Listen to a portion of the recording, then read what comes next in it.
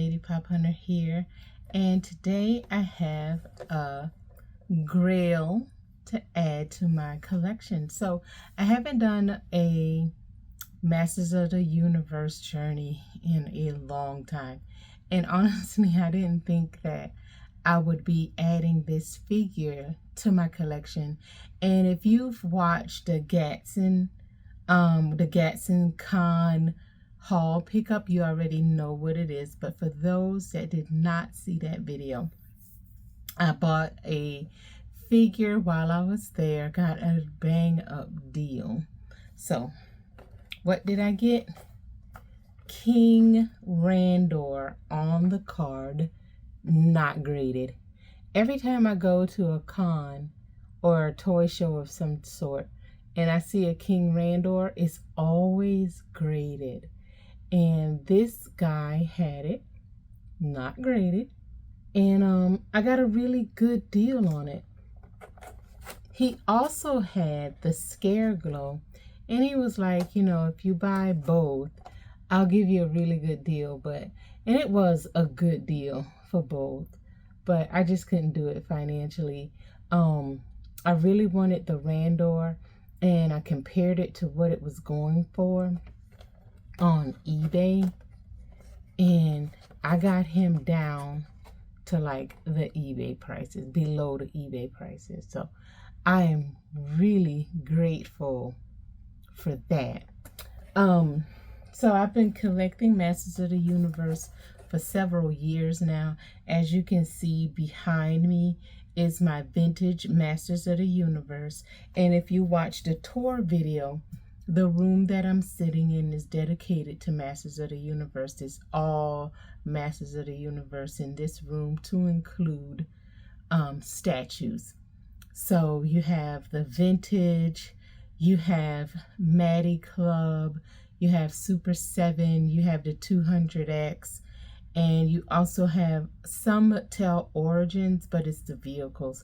And then I have several statues. So again, if you have not seen the tour video, I'll link it, because I broke the tour up into sections, and I have just a tour of the Masters of the Universe.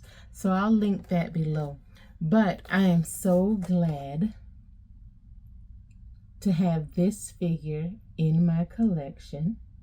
And again, I never thought I would get it, because every time I see it, it's always graded and is always for over $1,000. I've never seen it not graded. So it was just a joy. And the Gaston Con was really good. Saw a lot of things there. Picked up a lot of stuff that I didn't expect. Saw a lot of things that I've never seen before. So it was really good. If you never went to the Gaston Con, that's in Gaston, Alabama, I highly recommend it. I think you'll have a really good time. It's a 2-day show. And it's just some nice people. And then again, it's things that you never see. Like, they had a lot of vendors that had